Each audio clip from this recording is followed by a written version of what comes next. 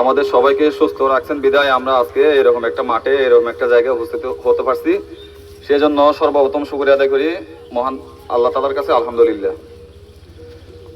এরপরে আমি ধন্যবাদ যেমন এখানে উপস্থিত এই নুনাছড়ি মিনি ফুটবল টুর্নামেন্টের এই অনুষ্ঠানে উপস্থিত শ্রদ্ধেয় বিশেষ অতিথি, শ্রদ্ধাভাজন বিশেষ অতিথি,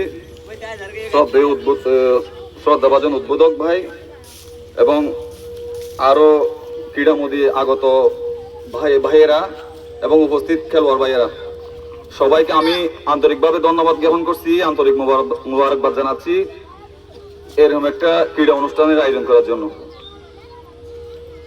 আমি বেশিক্ষণ কথা বলবো না, যেহেতু মসজিদ পাশে, আমরা চেষ্টা করব আসরের নামাজের সময় যখন খেলার আয়োজন হবে যাতে নামাজটা পড়ে খেলাটা শুরু করি। নামাজ পড়লে মানে নামাজ হচ্ছে আমাদের শান্তি, মুক্তি, সব কিছু আমাদের মধ্যে সব।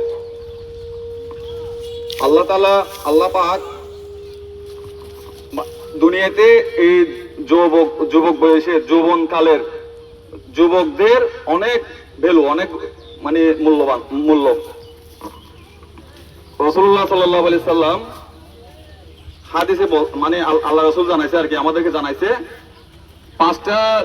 5টা বিষয়ের আগে গুরুত্ব দেওয়ার জন্য। এর মধ্যে একটা হচ্ছে যৌবনকাল, বার্ধক্য আসার আগে, বৃদ্ধ হওয়ার আগে যাতে আমরা